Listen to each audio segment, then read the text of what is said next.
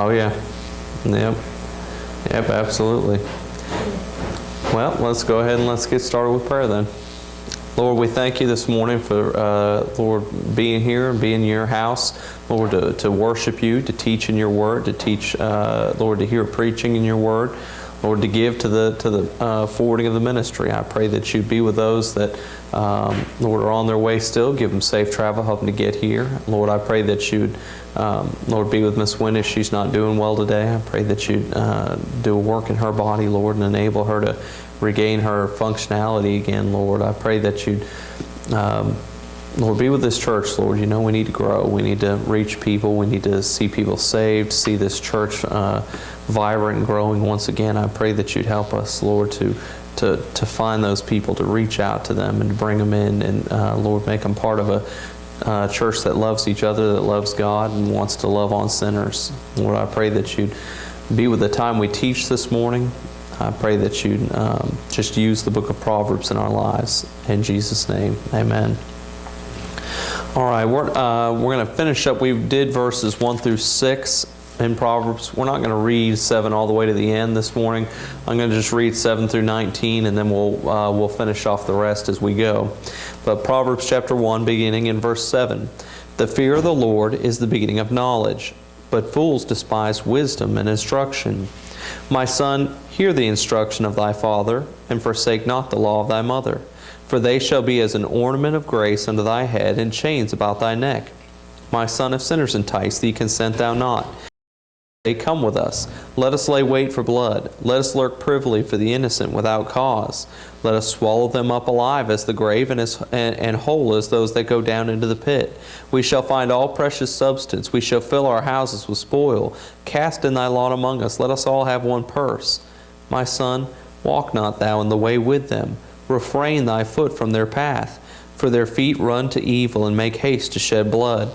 Surely in vain the net is spread in the sight of any bird, and they lay wait for their own blood. They lurk privily for their own lives. So are the ways of every one that is greedy of gain, which taketh away the life of the owners thereof. This morning we'll be actually looking at two different life lessons. But this morning, the first one we're going to start off with, as we're looking, is going to be Learning Begins with God. That's the title of the beginning of this lesson series, or this lesson here, that learning begins with God. Remember last week we talked about the fact that there's 100 life principles that have been gathered that are, sayings to live by. I guess I would put it that way. They're proverbs or wise sayings that have been written down by Solomon, by Solomon's mom to Solomon, or later on they've been copied out by the men that had been listening to him. So the book of Proverbs is basically a collection of tidbits of wisdom all throughout the life of Solomon and other wise people that God enabled to be compiled into one section. And this isn't even all the stuff that Solomon wrote. Solomon wrote much more, and we talked about that last. Many psalms. He wrote many wise things. Here in the book of Psalms, this was the things he said, okay, this is how you live your life. This is the things not to do, and these are the things to do. And then, like we said, later on, he does everything he said not to do, and then he writes the book of Ecclesiastes saying how he wished he hadn't done all the things he did. He should have listened to all the stuff he said to do in the book of Proverbs. And as we pick up this morning, we're going to see the fact that he teaches us that learning begins with God. In the previous message, we saw that adhering to the principles found in Proverbs will change our life. And he said the first thing to learn, we saw in Proverbs 1:4, was a wise man is a listening man. Because learning always begins with listening. It's hard to teach somebody who doesn't listen. Now, they may be hearing you, but it doesn't mean they're listening. I think every one of us has had kids at one time or another that you knew they were hearing you, but they weren't listening. Because there is a difference. You can be talking to me and I could be going, okay, yeah. And then all of a sudden you find out I've got one of those ear sets on. You thought I was listening to you. I heard you, but I was actually listening to somebody else. You ever talk to somebody who's got one of those little ear things in and realize you were talking to yourself the whole time? I've done that before. It drives me nuts. Because that little ear thing, you can't even tell it's in there. And you realize the person, although they were looking at you, And they were making words. They weren't listening. They were listening to somebody else. So he said the first part to understand of being a wise person is that a wise person always begins with listening. And here as we move into, we're going to see that again through the book of Proverbs, it breaks it down into two different points. You're trying to log into the router again, aren't you, Brother Wade? You trying to log in again? Yeah. I thought so. You were shaking your head. I thought, yep, he's still not in. But, we see that Proverbs breaks us up into three categories: the wise, the fool, and the simple. And you're only in one of the three. There's no other way to be categorized. And there are definite characteristics that will be broken up between the wise and the fool. When we look at verse 7, he gives an interesting statement. He says, "The fear of the Lord is the beginning of knowledge." And the latter part of the verse, he says that the fool is described as not being a listening and learning person. Look at this section on learning begins with God. We'll see verse 7 that we'll find the source of wisdom. The source of wisdom. Wisdom by the world standards is found in books. It's found in online studies. It's found in science. That's where they believe they found their wisdom. In fact, if you ask people, say, I don't believe in religion, but I believe in science. Science is just simply a study of events that have already taken place. It's funny that people would worship science in the way they do, because science is nothing more than a matter of observing. I could sit there and try to figure out my hardest why that chair is held together. And by the time I'm done, if I figure it out, that doesn't make that any less made by God than it did before. In fact, if anything, it proves even more the amazingness of the way God created particles and molecules and atoms and made it so they'd all hold together. You sit there and read a scientist's journal about an atom and about how it has positives and negatives, and the truth is they're always fighting against each other, but yet somehow it's held together. And no one understands that, but yet they still can't attribute it to the hand of God. They still believe there's some better answer for it. Wisdom, it doesn't come from books. Books provide information. That's all they can do. But we find that wisdom, as he said, begins with God, and that's our life principle number 2. All learning begins with God. We're in Proverbs chapter 1, verses 7 through 19. But all learning begins with God. It's sad that our government and our school systems have failed to notice this. And it's no wonder that our school systems are failing the way they are. When you can't attribute truth to God, then you've got to come up with all kind of foolish and harebrained themes to figure out where this truth came from. Why? It's a whole lot easier just to understand that an all-knowing, all-powerful God made you than it is to try to explain it all. Because if you try to explain it, it just doesn't simply make sense. But yet our institutes of higher learning supposedly have knowledge, but yet they exclude the one who is the source of all wisdom. Teachers in public education have systematically removed God from the entire learning process. H.A. Ironside said to call the wild guesses of evolutionists and infidel biologists science is word prostitution. Let me say it again because I stumbled over it. To call the wild guesses of evolutionists and infidel biologists science is word prostitution. And truth is, it is, because the word science simply means observance, to observe. Can you really say that you can scientifically prove that our entire system of living was produced by a Big Bang when you can't observe any of it? You can't observe a single bit of it. In fact, if you do observances, you'll find that it goes anti their theme. See, if you take a substance and you do what they say it's doing, then by the very nature of the movement of the planets and the rotation of the planets, not a one of us should be alive. Because there's no good reason why our planet falls on the perfect axis it does and the perfect route it does in following the sun, because there's no other planet that does that. And so it's just a stroke of luck. No, I don't really see that. Because there's a certain reason why we fall into the pattern we do. And there's many other things, if you look through, that just don't prove it. They go back and they say, too, that all of our stars came from a place called the Oort cloud. Of course, it's called that after a scientist named Oort. And he said that all these stars came from a formation of a black hole that they call the Oort cloud. But yet no one's ever seen it before. But that's where our stars come from. And yet they say we're crazy because we believe that a God you've never seen created them. But yet they believe a cloud you've never seen created it. You know, it takes a whole lot of faith to believe what they believe, but it's not science. Science is the study and observation of things as they happen.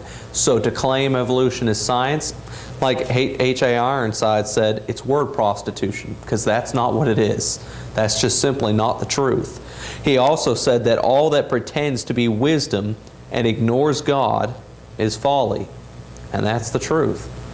And Jesus said that the Bible, as it describes the wise and learned person, he said that they're fools because they've disavowed and disagreed with everything that Scripture says. He said if they ignore God, then he said it's folly. It's nothing but foolishness. So we have to understand the source of wisdom comes from God. All learning begins with God, and it also begins by fearing God.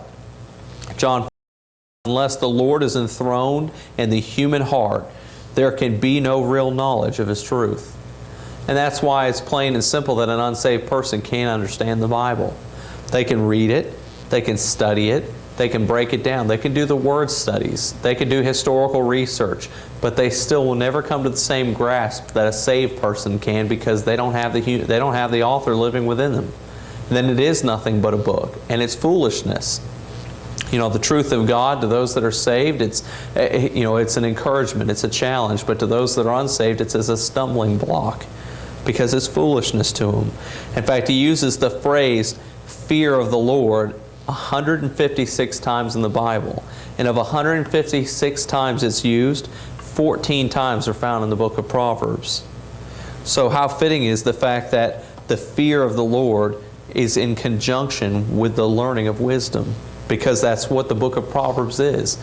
And as he begins off in Proverbs 1, he gives the purpose again. He said, verse 2, to know wisdom and instruction, to perceive the words of understanding, to receive instruction of wisdom, justice, and judgment, and equity. So the whole purpose of the book of Proverbs is to learn wisdom, justice, fairness, mercy, to learn truth, to learn wisdom, the proper application of knowledge. So how proper is it that 14 times in here he says that you have to fear the Lord if you're going to have wisdom. You have to fear the Lord if you're going to have judgment.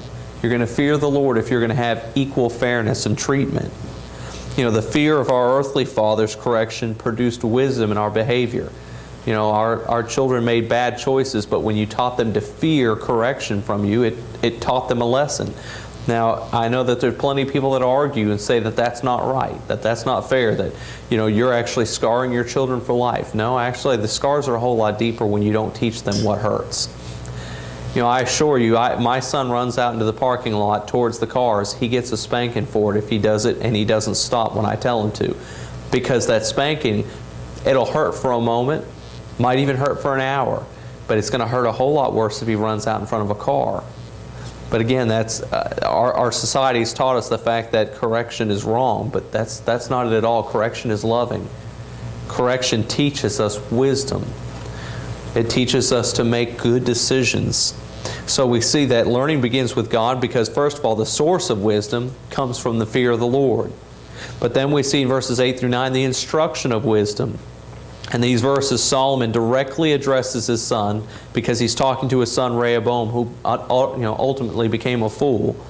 But he uses the phrase, my son, 23 times in these 31 chapters, which is mostly the chapters he wrote because he was trying to teach his son wisdom. I guess John hadn't wrote this phrase yet, but as pastor likes to say, I have no greater pleasure than to know that my children walk in truth. John hadn't penned those words yet, but I would tell you that if he had, that is exactly what you would have found Solomon quoting that to his son. I have no greater excitement. Nothing makes me happier than to know that you walk in truth. Because this whole entire section written by Solomon was written with the hopes of making his son walk in truth. But again, it teaches a whole other point in the fact that if you don't back up your talk with your walk, then you become a hypocrite, and your children will know it, and they'll become even worse for the matter. They'll become even worse for it because they reject everything you say because of your hypocrisy. And that, as Pastor told me when we first had children, that's why it's so important to be consistent. And I could tell you I've seen that myself when you're inconsistent. But he tells us the fact that the instruction of wisdom is taught here. As he's talking to Solomon, he tells him to hear the instruction of a father. The word instruction, it means discipline, chasten, to correct. He said, listen to me when I correct you. You know, that it's obviously not enjoyable to be corrected. There's no one in here that likes to be told we're wrong. There's no one in here that likes to be punished for doing it. It's not enjoyable. It's not pleasant. He said, but listen to it, hear it, apply it in your heart. He said to hear the instruction of a father. So in other words, listen when I correct you, son. When you do wrong, pay attention, hear what I have to say. And then he said, forsake not the law of thy mother. You know, the mother's first responsibility, again, is it's a calling. It's not a career, but it's a calling. And as he said, don't forsake the law of your mother, the teachings that your mother's given you. You know, a good example of that, and we have a very strong winter circle. Kind of like when you see horses come to the winter circle, they put a big horseshoe-style wreath over top of the horse. He said the same thing. It'll be like a wreath saying that you've finished well, you've won. He said it'll also be like chains.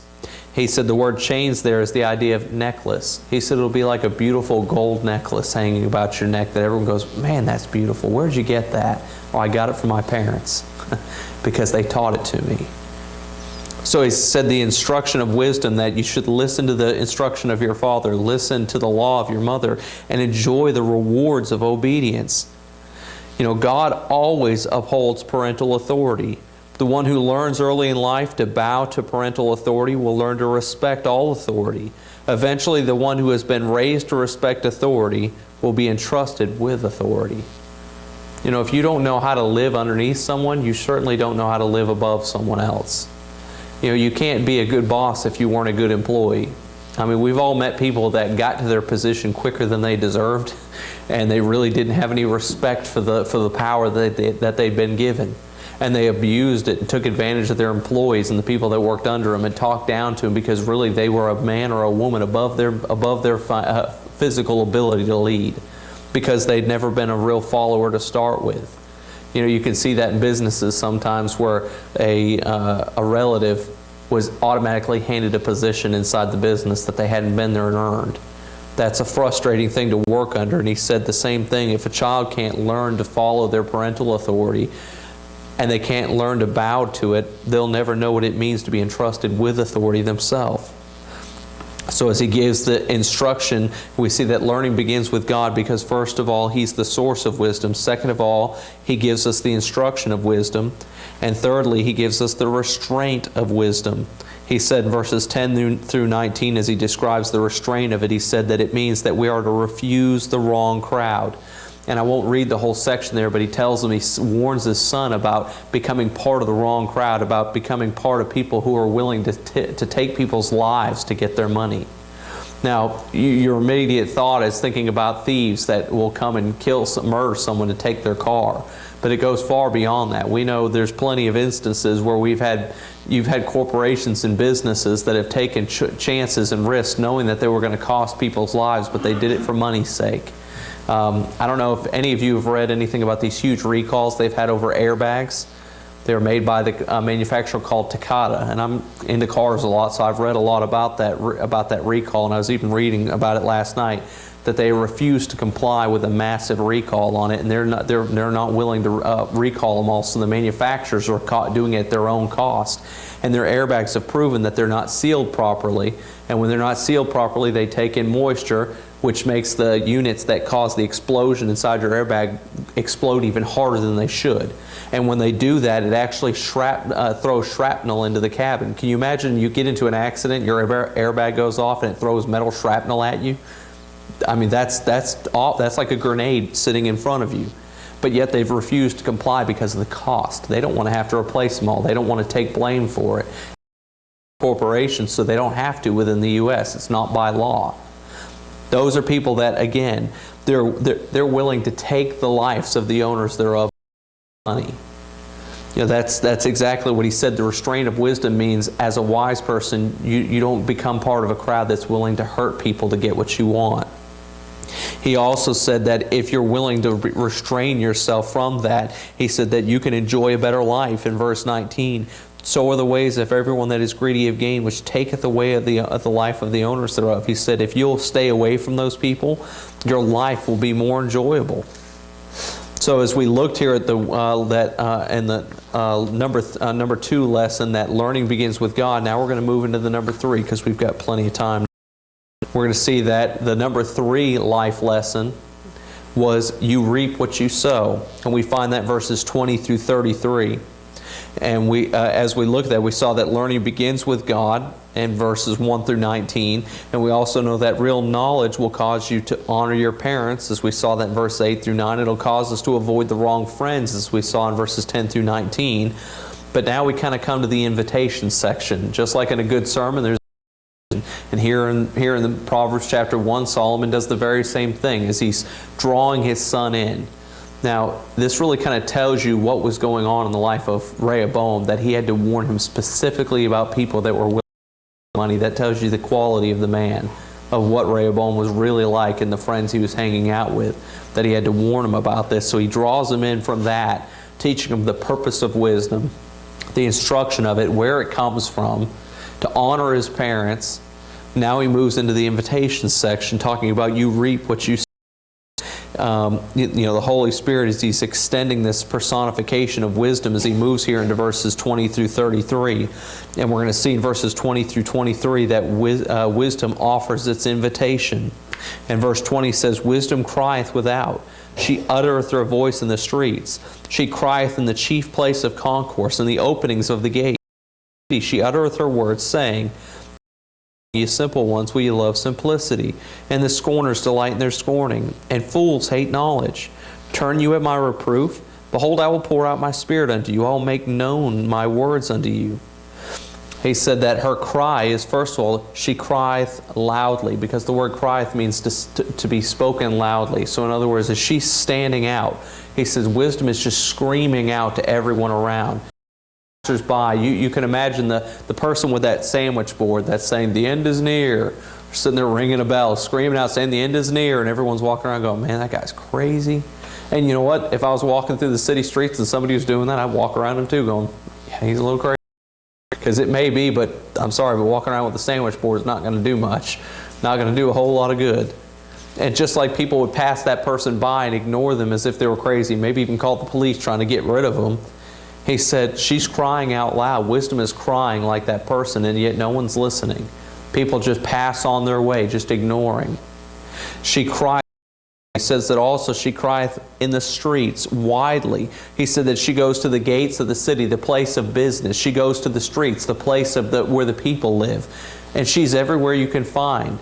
But yet no one takes her in. No one takes wisdom very seriously. And you know what? That's proof. I mean, you look around here, it's not like we don't have room for more people. It's not like there's not extra seats to about seats. And it's not like there's not wisdom being taught from the pulpit, wisdom being taught in Sunday school classes. But yet people just don't have a thirst for it. They don't want it. They'd much rather enjoy their life and doing the things they want. I've known people personally, and the people that have been here before, that they rearranged their entire life, move themselves, change the fact that their wife was staying home to take care of the children just for stuff. Wisdom meant nothing to them. They were willing to put their wife back to work so they could have a new vehicle. Take their wife out of the home, take them out of a Christian school so they'd have extra money to pay for a vehicle. Wisdom is just not that important to the masses. It doesn't mean much to them. And she cries out as a person trying to warn people about incoming danger. You imagine the sky is beautiful and there's nothing going on. If all of a sudden you were to find out that there was going to be a massive explosion, that somehow there was going to be a detonation at a plant nearby and it was going to wipe out the city, as you're running around screaming, saying, "You're all going to die. Please listen to me. Get in your vehicles, evacuate." And they're looking around going, "What are you talking about? Somebody call the police. Somebody needs to go get somebody with a nice jacket that ties in the back, because that person's crazy." And yet no one's listening to you. That's how Solomon described wisdom. He said it's like a woman running around screaming, saying, "You've got to listen to me," and everyone's ignoring her because she screams loudly and widely. You know, there's nothing secret about real wisdom. In fact, he said in chapter 14 and verse 6, he says this, he said, "A scorner seeketh wisdom, and findeth it not, but knowledge is easy unto him that understandeth." He said a scorner looks for wisdom, but they're not going to find it because they're not really looking. We'll put it that way. They like to have book wisdom to where when they talk they can sound like they're intelligent, but they're not really looking for it. He said, but wisdom is easy. It's easy to understand where to find it. It's easy to be found, easy to be entreated. He said that he gives it liberally, and he upbraideth or takes it back not. He said, I freely offer it to anyone who will be willing to take it. So, you know, wisdom, there's nothing secret about it. It's cried loudly. It's given to everyone who will take it. But, you know, today we have secret cults that try to offer it, saying that they've got the wisdom. You know, there's still lodges and societies. They're not quite as big as they used to be, but they're still out there. One just right around the corner from us. It's just right there. You know, they're a Masonic lodge that as far as the world goes, they think, well, they do good stuff. They do stuff for kids and stuff like that. Sure. And if you even enter into the society, there doesn't seem like there's anything wrong. You don't find out what's really going on until you get further up in the ranks. You know, I had an uncle that was in it, and he was in it for many years, and he got out of it, and he still to this day won't tell anyone what happened and why he left. My dad had asked him, and he wouldn't talk about it. He said, "I can't talk about it." You know, my sister there was a little girl's version of it, the Eastern Star. I forget what they called the Rainbow Girls. She went to it for a couple years, and I thought, I can't believe my parents dropped her off somewhere where they wouldn't allow the parents to come in. Never would that happen. I'd never do that, but they did because she had friends that were in it. And to this day, she's never told me what went on. She didn't even want to go back. You know, these secret cults and secret lodges and secret gatherings and groups claim to have special wisdom or knowledge. That's not how God treats wisdom. I'm sorry, they don't have it, because the way God treats it, He makes it available for everyone. Now, everyone doesn't take it, but it's available to everyone. Secrets, again, of the Masonic Lodge, they're only given to select few, but that's not how God treats knowledge. He makes it available to everyone. In fact, He shows wisdom invitation in the fact that she calls to those. As she calls out, she calls out specifically to the simple ones. "How long ye simple, ye love simplicities." I love simplicity. So she calls out to the naive, the unlearned, the untaught. She cries out to them. The term is used 14 times in Proverbs, and the invitation is again repeated in chapter 9, verse 4. We understand that first of all, the simple are teachable. That means it's not that they don't know because they don't want to know. They don't know just because they've never been taught. They're teachable. In chapter 21 and verse 11, we see that it says, "When the scorner is punished, the simple is made wise." So in other words, they learn from the foolish. "And when the wise is instructed, he receiveth knowledge." So he said the simple, they are a teachable group. They just are naive. They haven't learned. The simple are also somewhat gullible. They're willing to believe just about anything as they're trying to understand. For in chapter 14, verse 15, "The simple believeth every word, but the prudent man looketh well to his going." You know, I think we know people that they're easily able to be convinced. They said, "Would you believe there's gullible written on the ceiling?" "Really? Where?" And they just, "Oh, okay, sure." You know, they just kind of believe whatever's said. Sure, that's truth. Her call out is to the simple ones. Said, "Come to me for wisdom." The simple desperately need wisdom. She calls out to the scorner. She said in verse 22, and the scorners delight in their scorning, and fools hate knowledge. So she calls out to the scorner. The scorner is one who talks arrogantly. They mock. That term is used 13 times in Proverbs. Scorners are people who, they're just simply unteachable. They don't want to be taught. They'd rather live their life their way. In chapter 13, verse 1, a wise son heareth his father's instruction, but a scorner heareth not rebuke. They won't listen to it.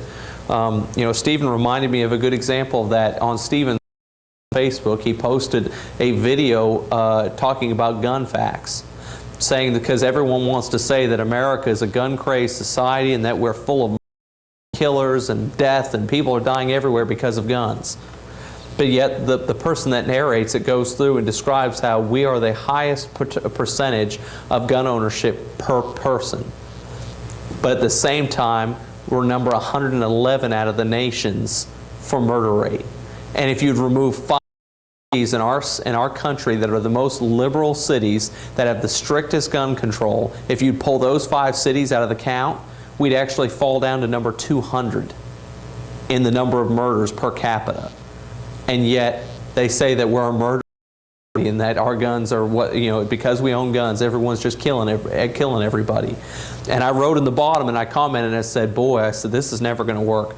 This guy's trying to use truth and evidence. That'll never work. No one will ever believe it. And sure enough, I was joking, but sure enough, a guy commented on the bottom and Stephen had to remove his comment because it was full of swears, but of course it has to be because he had no proof, so he had to cuss to make himself sound important. And he just sat there and swore up and down about this and that, saying how this was all garbage. But again, no proof, no facts. That's a scorner. That guy might as well put scorner for his middle name because that's who he is. Truth and facts mean nothing. It's just, a scorner is unteachable. They can't be taught. Facts confuse their mind. They won't let the truth get in the way. They're also unlovable. Scorners are unlovable. In chapter 22 and verse 10, it said, cast out the scorner and contention shall go out. I think all of us have been in a church where we've had a scorner and contention was everywhere. There was stress in the air. You could feel it. I've been to churches before that you didn't know the people. You just went there and it just felt uncomfortable because you knew it. Our church was that way for quite some time. We're not now. We need more people, but we don't have contention in the church. But I remember for quite a few years there, probably about 2 years, I didn't really enjoy coming to church. To be honest with you, I didn't. Because I thought, all right, who's going to get upset this time? I teach Sunday school and I hated it because I had 2, 3, 4 people sat in front of me that as I taught, I thought, great, here comes the part. It's right there. I'm not removing it, but they're going to think it's because of them. They're going to think I'm preaching against them. But I don't want to skip it because it's there. But if I don't skip it, they're going to walk out in their feet angry, talking about me behind my back, saying how, he's just saying that because of me in the room. I can tell you, I can give you names and instances, so I'm not making it up. It was frustrating because of tension, because of scorners, because they're unlovable. They're very hard to love and they don't want to be loved. So as she calls out to the simple, the unlearned, the naive, she calls out to the scorner, the arrogant one, the mocking one. And then she calls out to the fool. In verse 22 again, she says, fools hate knowledge. The word fool there is one who despises wisdom. It's found 73 times in the book of Proverbs referring to a person. We understand that according to verse 22, a fool is unlearned. They don't like knowledge. They don't want to learn. They have no instance. There's nothing you can teach me. I know everything I need to know. It's kind of like a teenager, I guess. Nothing you could teach me. I figured it all out. Got it all up here. Good to go. At 19 years old, I'm better off than you ever were. And of course, they only realized that they'd only known what they wanted to know. And as you get older, you realize how much you've really missed out on. But the fool is unlearned. The fool is also prideful. In chapter 14 and verse 3, it says, in the mouth of the foolish is a rod of pride.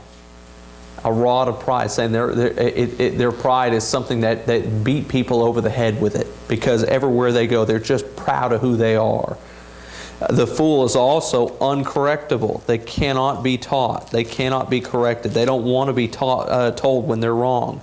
And verse 22 of chapter 27 says, though thou shouldest bray a fool in a mortar among wheat with a pestle, yet will not his foolishness depart from him.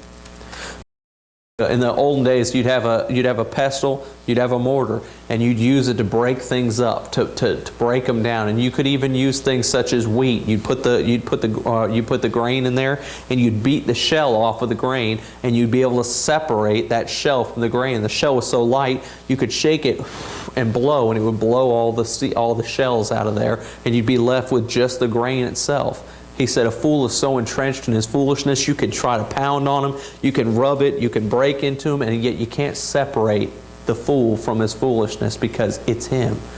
You could separate the shell from the grain, but you couldn't separate the fool from his foolishness, because they are uncorrectable. They cannot be taught. As wisdom puts out her invitation, she extends it to everyone. You know, your first thought would be, if God puts out His wisdom, why would God give His wisdom to the fool? If they don't want to learn, why give it to them? That's casting your pearls before swine. Aren't we taught not to do that? But yet He does. Wisdom puts out her, that's the same reason why when you don't know who you're throwing it before. You're throwing it to somebody that'll get mad at you, that'll curse at you, that'll throw it down and say, I'm not interested, get away from my door. That'll be mad at you for even knocking their door. He said, but it doesn't matter. You throw wisdom out to all, because He throws wisdom out to the fool. In fact, He said that anyone can be wise. It all begins with the fear of the Lord, but it's rejected. And in fact, John Phillips points out, he said, these people cannot be bothered by wisdom. Give them money and they waste it. Employ them and they dissipate their opportunities. Offer them an education and they will not study. In the summer, they idle away their time. In the winter, they find themselves out of work, poorly clad and inadequately housed. Nothing could be farther from their minds than wisdom. It's the saying, you can lead a horse to water, but you can't make them drink. Same thing. He said these fools, they don't want to learn. You can offer them all the things in this world, but yet they'll take none of it. And that's why I think it's absolutely foolish to assume that if we make college free, like our president thinks we ought to, make 2 years worth of public college free, that it's going to make our society any wiser. It's not going to. In fact, it's just going to proliferate that's already taught. He thinks that if we'll put more money into the poor, that it's going to make them better. Now, I understand people that are poor by no choice of their own, circumstance have put them in the place. But you and I both know that unemployment stays to a certain point where it is simply because there's people that just don't want to work. They have no interest in it. They don't have any desire to do it whatsoever. So as wisdom cries out, she makes it clear that she's crying out, making an invitation to everyone. But we see that wisdom isn't accepted. In fact, wisdom is rejected by most. In fact, in verse 24 through 25, we see it says, because I have called, and ye refused. I have stretched out my hand, and no man regarded. But ye have set at naught all my counsel, and would none of my reproof. She said that, as he's describing her as a woman, he said that she calls out to offer wisdom, but she's disregarded. She's despised. She's rejected. So what happens to wisdom? What happens to you when you reject wisdom? We see wisdom's reaction to being rejected in verses 26 through 30. In verse 26, I also will laugh at your calamity. I will mock when your fear cometh. When your fear cometh as a desolation, and your destruction cometh as a whirlwind. When distress and anguish cometh upon you, then shall they call upon me, but I will not answer. They shall seek me early, but they shall not find me. For that they hated knowledge, and did not choose the fear of the Lord, they would none of my counsel. They despised all my reproof. I don't know about you, but this goes against the grain of what everyone teaches about God. They say that, oh, God's just a loving God.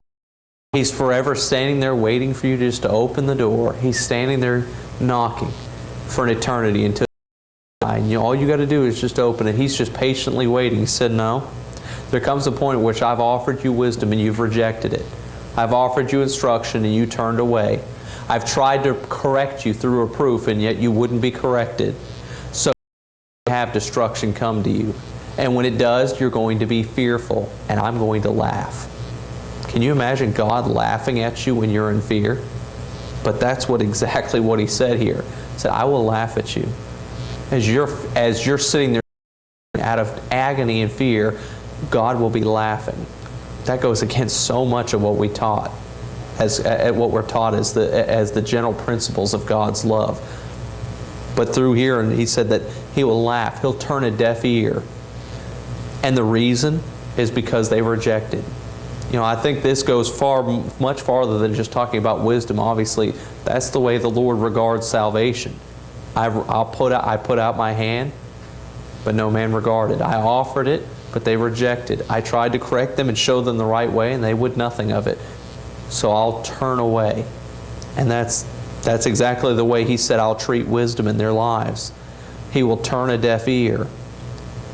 But he also gives us a positive here at the end. He says the fact that there will be a definite harvest. You're going to deal with people that are going to reject wisdom, they're going to follow lies, they're going to be willing to take the way of people just to get gain, just to get money. He said, but don't fear, because they will reap what they sow. And the principle here is number 3, and this is our third life principle for the series, is you reap what you sow. Life principle number what you sow. Because the definite harvest, first of all, involves reaping. In verse 31, Therefore shall they eat of the fruit of their own way, and be filled with their own devices. He said, in other words, they will plant the seeds, and they'll have to reap and eat the benefit. He said they're going to plant some awful nasty food, but they're going to have to eat their own dinner. Or as you used to say, you made your bed, now lay in it. That's exactly what they're going to have to do. He said that they will reap what they get, and it will result in retribution for what they've done. In verse 32, for the turning of the way of the simple shall slay them, and the prosperity of fools shall destroy them. A good illustration there is Samson. He made a whole bunch of foolish decisions.